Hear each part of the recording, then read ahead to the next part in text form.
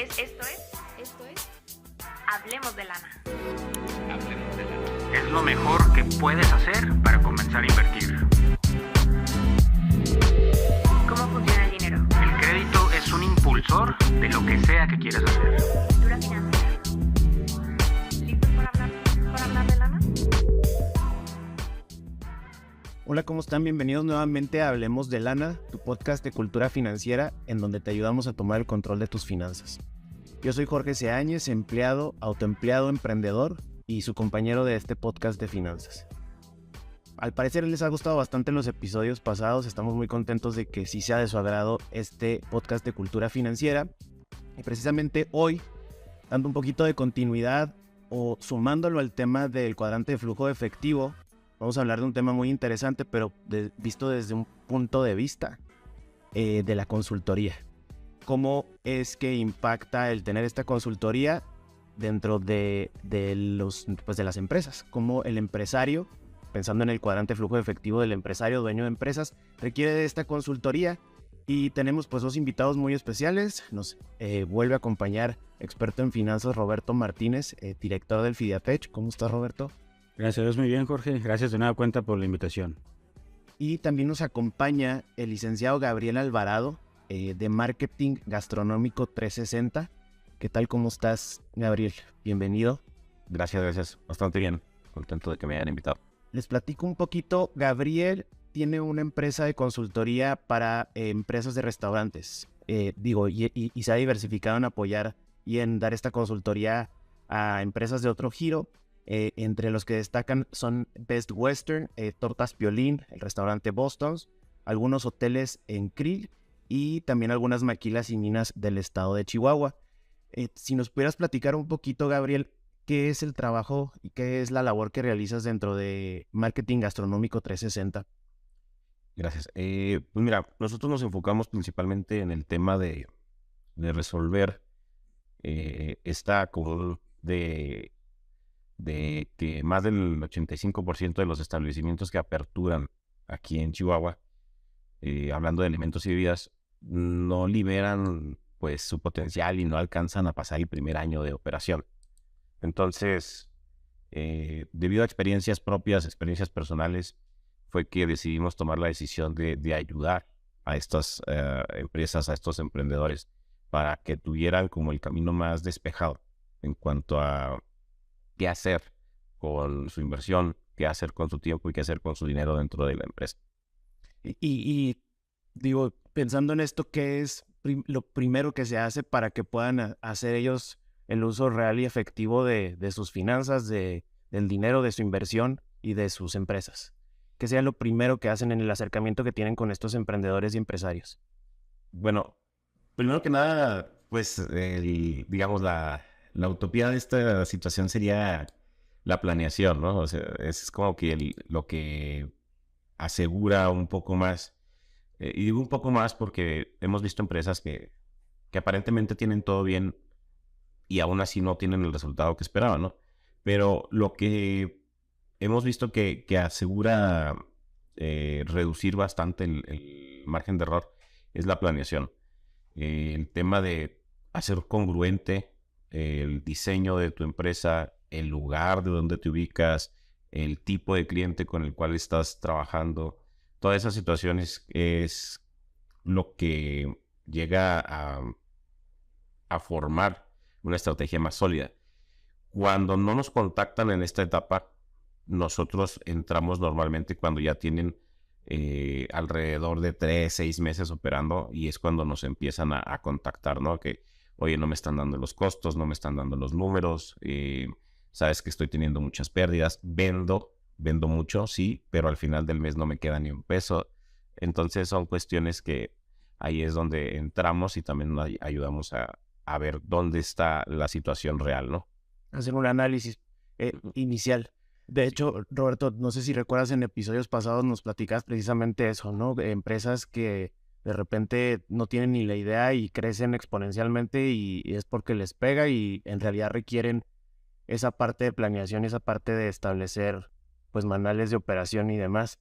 Pensando en esto, ¿Cómo es que ves tú esta parte de aplicar estos manuales? O sea, ¿cuál es la importancia de aplicar estos manuales para la labor que realiza Gabriel?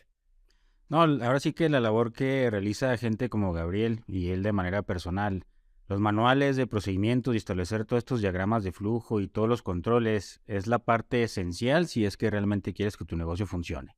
Porque también ahí en esos manuales ya es donde se ven reflejados muchas veces los costos, qué vas a hacer con el ingreso que te llega, hacia dónde tienes que dirigirlo primero. Que cuando uno crece sin control es la parte donde uno se empieza a topar con pared, vamos a decirlo así, de que no sabes qué hacer con tanto dinero que te está cayendo. Y esta es una pregunta para los dos. ¿A qué se debe o sea, cuál sería ustedes la idea que tienen de por qué es que crece exponencialmente una empresa?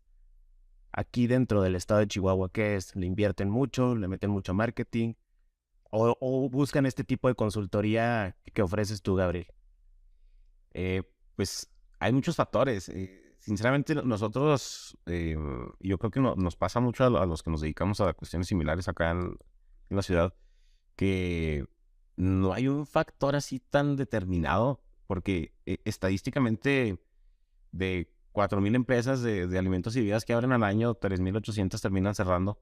Y empresas muy buenas, empresas con una inversión de más de 1 millón, de más de 3 millones, no libraron el primer año. Ahorita tenemos un par de clientes operando que abrieron en abril del año pasado, junto con otros en su mismo rubro, con una inversión más o menos del mismo calibre, y ya nada más quedan 2 de las que estuvimos monitoreando.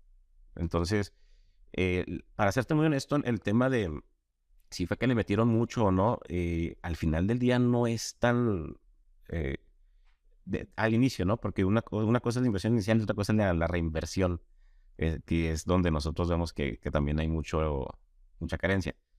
Pero no hay como un factor así determinado. Lo que sí hemos visto, que es como muy eh, poderoso, que impulsa a las empresas, es cuando sí tienen una idea de qué están vendiendo, una idea muy clara de qué están vendiendo y a quién se lo están vendiendo. Ahí, por el otro lado, hay una cifra muy alta de empresas que no conocen este dato, venden, digamos, todo lo que pueden vender a todo el que vaya pasando, y entonces confunden al cliente y tarde o temprano, si tienen como que este despegue muy poderoso, 1 mes, 2 meses, 3 meses, e inmediatamente después viene una caída completamente grave de su ingreso. Igual de fuerte que fue ese crecimiento, ¿no? Igual de fuerte. Y el problema es que se acostumbran a ese ingreso. Esos primeros 3 meses los hacen entrar como una especie de alerta, nóminas altas, ponen proveedores más caros, empiezan a traer productos, digamos, premium, empiezan a hacer cambios muy agresivos en su empresa que, pues, no está preparada la empresa, ¿no? Entonces, al final del día fue como que, pues sí, le vendiste de todo a todos, pero al último nadie sabe qué eres. Y cae tu cliente, cae tu mercado, y bueno, ahí es cuando hemos visto que es una común bastante fuerte en ese tipo de negocios. Sí, sumando lo que comenta Gabriel, yo creo que esos negocios que tienen, podemos llamarles exitosos, es porque logran identificar claramente quién es su cliente y qué es lo que está buscando y cómo ellos le dan ese valor con el producto o servicio que ellos brindan. Pero sí hacen una segmentación muy específica, conocen a los clientes y sobre todo también manejan un nivel y un análisis muy detallado de sus costos y utilidades. Entonces, yo creo que van muy relacionados de la mano el que estos emprendedores que se convierten en empresarios exitosos hacen un buen estudio de mercado y controlan bien lo que son las cuestiones numéricas de su dinero.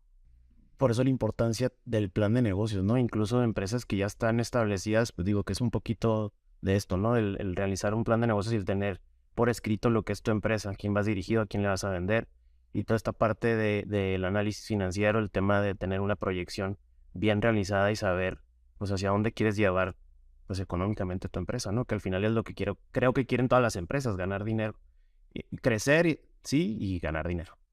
Y la siguiente pregunta sería, ¿cuáles son esos errores los más comunes que a ti te ha tocado ver con estas empresas que les ofreces consultoría? El por qué de este número que mencionas, que es un porcentaje bastante alto, que acaban cerrando, el error más común de todas estas empresas, ¿cuál sería?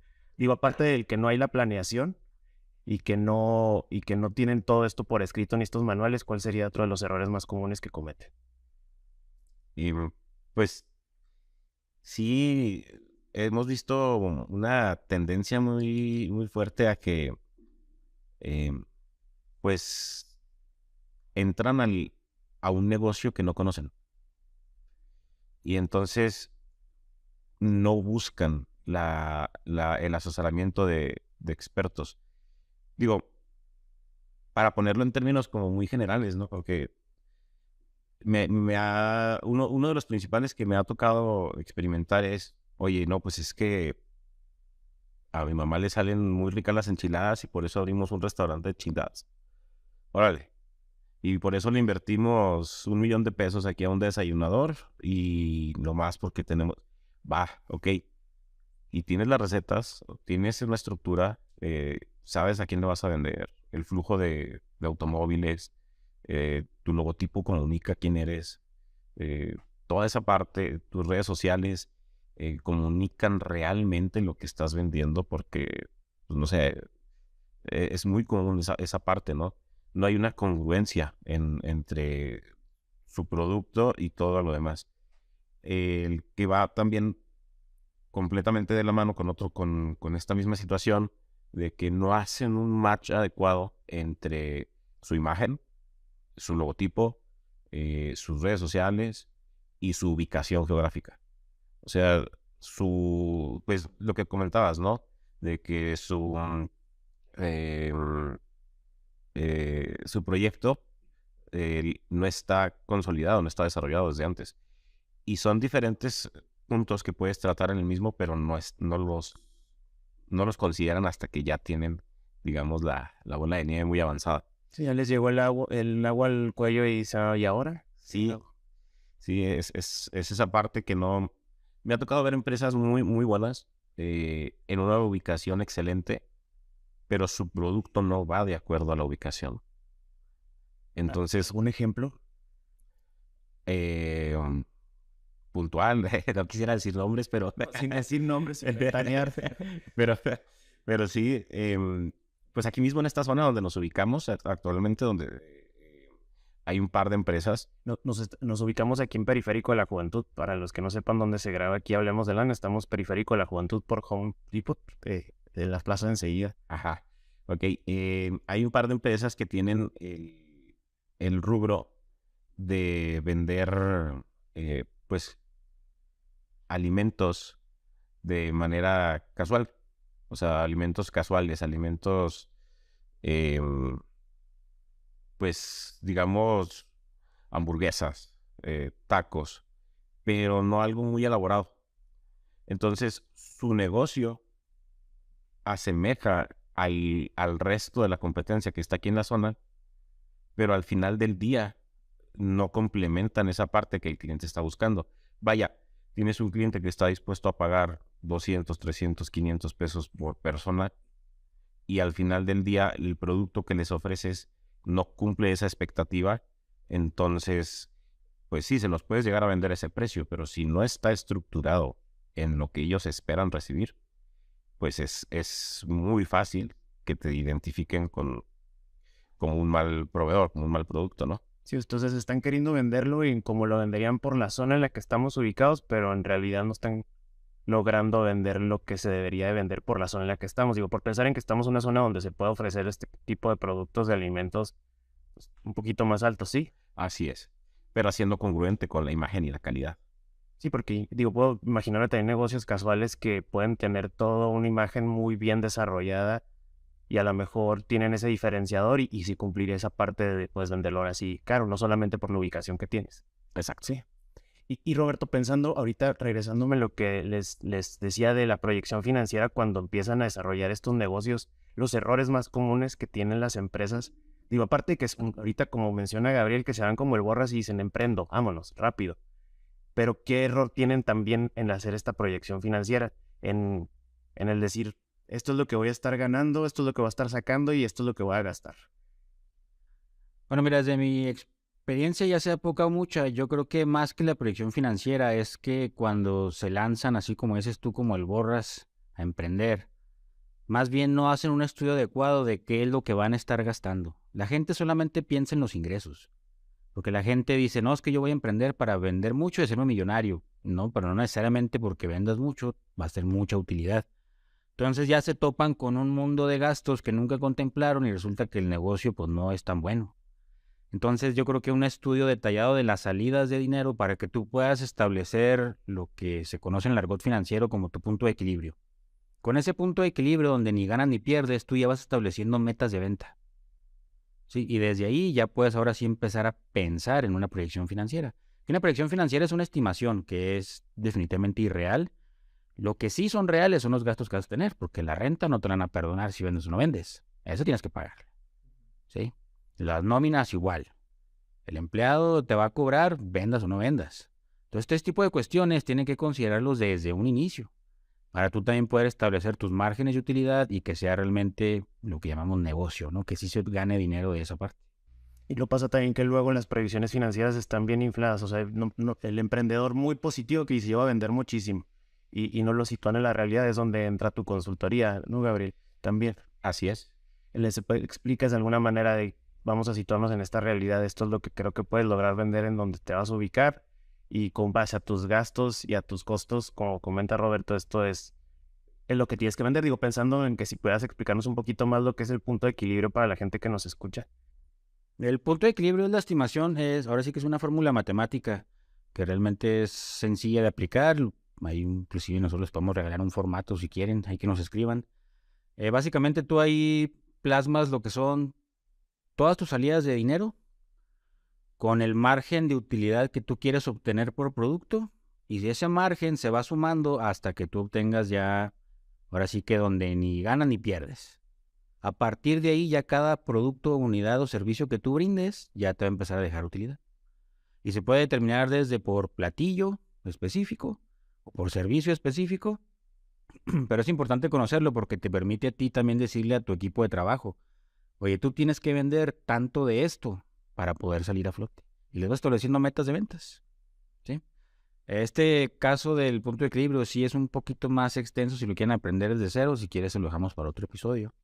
Sí, y aquí sumando, y digo, también yo voy a aprovechar para hacer una pregunta de Gabriel. ¿Qué tan común es, hablando de este tema de punto de equilibrio, que aquellas personas que se avientan al rubro de comida, de alimentos y bebidas, que sí costeen sus recetas? Pues es muy poco común. El asunto es que sí hay un asunto entre personas que estamos ya años conociéndonos como en este tema del emprendimiento en alimentos y bebidas. Sí es como muy común de que, oye, ¿y sabes cuánto te cuesta?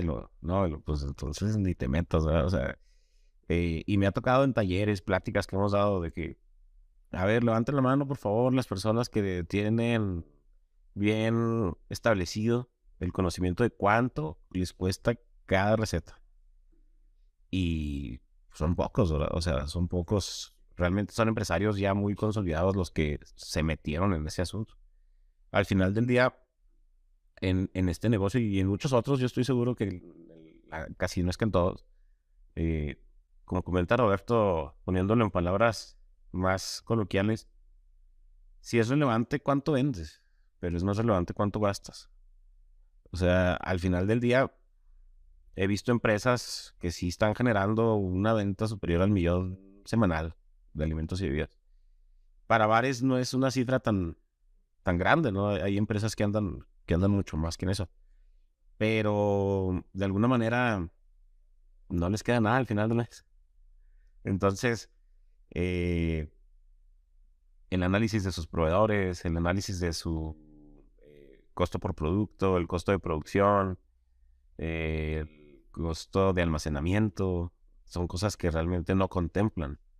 Y pues como dice Roberto, del personal te va a seguir cobrando, Comisión Federal te va a seguir cobrando, la renta va a seguir llegando. Entonces es la parte que omiten casi la mayoría. Que es entonces no solamente tener la medida de onzas o de mililitros de la receta, sino cuánto te sale cada una de estas partes de la receta.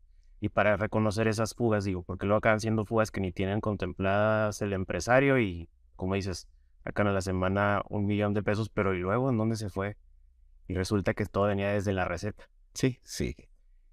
Ahora, también aquí hablamos mucho del tema de finanzas personales. ¿Influyen las finanzas personales del empresario, del dueño de la empresa, en cómo esto impacta o afecta a su emprendimiento? Sí, sí, sí, completamente. Una de las primeras sugerencias que yo tengo con mis clientes, digo, al final del día nosotros somos muy específicos en qué les hacemos como proyecto, ¿no? O sea, realmente trabajamos la parte de costeos, manuales, procesos y procedimientos y hacer ese match con tu cliente, identificar a tu cliente y estrategias de marketing. Pero también les aclaramos ese punto bien, bien insistentemente. No mezcles tus finanzas con las del negocio. O sea, es un error demasiado común. Es un error que come empresas todos los días. Ese error todos los días se come empresas. Hoy vendí 10,000 pesos, me los llevo hechos rollito en el pantalón y al día siguiente me dice mi esposa, mi esposo, oye, en la colegiatura, oye, en el mandado, oye, los niños, la luz, la renta, y llego a la empresa y ya no traigo dinero. Y de repente me dice el chef, oiga, no hay carne, ¿y con qué la compro? Y luego andas metiendo tu tarjeta de crédito y luego andas, o sea, empiezan a hacer y me ha tocado, es lo más común, ¿no? Es que me quedé el dinero y metí mi tarjeta de crédito. Espérate. A ver, pero las finanzas de tu empresa, ¿dónde están? O sea, los números de tu empresa, ¿cuánto vendiste? ¿Cuánto gastaste de la empresa? ¿Y cuánto le quedó a la empresa? Pues no, pues es que la empresa soy yo. Sí, pero tus finanzas no son las mismas y no deberían de ser las mismas. Tienen que separar. Sí, claro. Las finanzas personales entran ahí hasta para estrategias fiscales, ¿no? Es como, oye, ¿tú cómo estás figurando dentro de tu empresa? ¿Estás deduciendo impuestos? ¿Estás haciendo tu declaración anual? ¿Te están reembolsando algo? ¿Estás trabajando esa parte muy, muy específicamente dentro de tus finanzas personales para darle un respiro a tu empresa? Porque empujar tu empresa no es nada más trabajar 16 horas diarias. Pues es no comértela financieramente también. ¿Cómo sería no comértela financieramente? Roberto, digo, le pregunto a Roberto, que es nuestro experto en finanzas, ¿cómo sería no comértela financieramente? No, es complementando lo que dice Gabriel, es esa parte donde queda un poquitito de utilidad para tu empresa y luego le dices, venga para mí. Y me la gasto en mis cosas personales, en mis salidas, en mis gastos de mi familia, en mis viajes, o sea, y pierden muchas veces la noción de que el negocio necesita que le reinviertas. Porque todo lo que tienes ahí se va acabando por el mero uso. Por el mero uso de estar ahí se va acabando. Entonces, si tú constantemente le estás quitando el poco o mucho dinero que queda en la empresa para ti como persona, la empresa se va a ir para abajo. Tienes que reinvertirle. Eso se refiere con comértela financieramente. Que no separas y empiezas a agarrar las utilidades todas para ti. Y creo que es algo que ni siquiera tienen contemplado, bueno, a lo mejor con base a mi experiencia, que no tienen contemplado la mayoría de los empresarios y emprendedores, que no es solo una inversión inicial y ya puse el capital y ya arranqué y todo perfecto, pero pues sí tienes que contemplar que en algún momento se tiene que reinvertir. Tienes que ver la manera en tener para, pues digo, pues para que siga y continúe la misma empresa. Pensando, ahorita que decías algo del tema de los créditos, pero personales, los créditos también, pero para las empresas, las cuales se encuentran financieramente sanas, los créditos son algo bueno.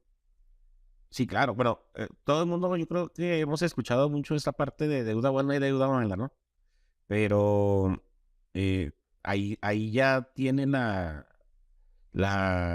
responsabilidad el dueño de la empresa, el líder de la empresa, de ver hasta qué punto este crédito, esta prestación puede llegar a ser sana para tu empresa. ¿Cuál es la capacidad de pago de tu empresa? ¿Cuál es la capacidad de endeudamiento de tu empresa? Nosotros muchas veces incluso hemos tenido la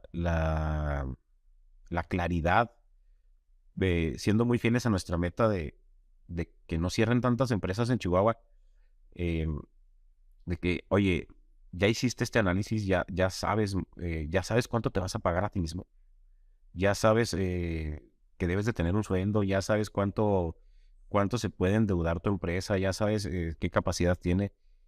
Después de tu inversión inicial tienes 6 meses de gastos fijos, de costos fijos guardados para poder iniciarte. Si no tienes esto, espérate. O sea, te dejo las primeras 2 sesiones gratis, no pasa nada, pero espérate porque te va a ir mal si no lo haces. Entonces, el crédito como tal, hay personas que dicen, no, es que voy a arrancar mi empresa. A mí me pasó. Mi primera empresa que abrí fue un crédito. ¿Le diste un crédito para tu primera empresa? Sí. Y fue una historia que a mí me ayudó mucho a entender esta parte, ¿no? O sea, ahí fue cuando dije, necesito, certificaciones de contabilidad, de finanzas para no financieros, de administración, de marketing, de ventas. Entonces fue cuando dije, bueno, voy a tener que regresar a la universidad, a todo lo que no le puse atención, ¿no? Y luego ya entendí, ok, no está del todo bien el tema de endeudarte sin tener contemplada la proyección de los pagos dentro de tu punto de equilibrio, dentro de tu proyección de venta, dentro de tus metas de venta. Pues son cosas demasiado obvias para mí ahorita, pero hay muchas personas que no, en su momento no tenemos la noción de hacerlo. Y volvemos a lo mismo, ¿no? Que hemos hablado casi todos los episodios, lo importante que es capacitarte y el tener conocimiento de finanzas para no financieros y de un sinfín de temas que son los que involucran una empresa. Digo, no solamente ya tengo el dinero, arranco. Ya tengo la idea, la pongo a caminar, sino es pues asentarlo todo en papel, capacitarte, documentarte, tener conocimiento, como dices tú, de créditos buenos, créditos malos, mis finanzas, si son sanas, y separar tus finanzas personales de las finanzas de la empresa. Me gustaría de los dos, si me pudieran dar un consejo, si le pudieran dar a mí, digo, también que soy emprendedor, y un consejo para los que nos escuchan, ¿qué es lo primero que debo de hacer para tener una empresa exitosa? A lo mejor tú en una parte más general, como en el tema de consultoría, y luego Roberto, si nos pudieras decir un consejo financiero para estos emprendedores y estos empresarios que nos escuchan. Si le pudiera dar un consejo a alguien que está tratando de emprender o que busca emprender, es, pues prepárate. Prepárate en el tema de que está demasiado romantizado el asunto del emprendimiento. No emprendas recién graduado, de ser posible, a menos de que de plano tengas una idea millonaria tipo Facebook.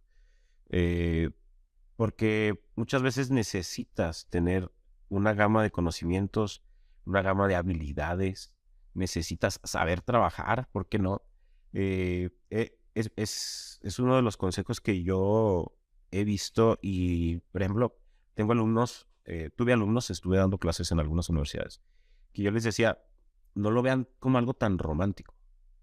El emprender no es fácil, el emprender no es para todos. El emprender es algo necesario, sí, pero hay muchas formas de emprender. Puedes desarrollarte en una empresa, entender cómo funcionan los manuales de una franquicia, brincar a otra empresa, entender procesos y procedimientos, especializarte en un área, en el Inter hacer cursos de finanzas, hacer cursos de contabilidad. No sé, tal vez te quieras preparar 5 años, 1 año, 10 años, eso ya dependerá de ti. Pero sí, prepárate, porque hay una común que creo que es como por falta de realidad, falta de realidad en los emprendedores que afecta mucho el desarrollo. No tienen un conocimiento de que vas a trabajar el doble que en un trabajo normal. Vas a dormir la mitad de lo que dormirías si tuvieras un trabajo normal. Vas a tener 10 veces más responsabilidades que si tuvieras un trabajo normal. Entonces, pues necesitas experiencia. La experiencia que te da tal vez haber trabajado en una empresa, en un corporativo, puede ser que te prepare un poquito para entender lo que es un desvelo, lo que es estar haciendo un Excel a las 2 de la mañana, lo que es estar haciendo esa parte, ¿no?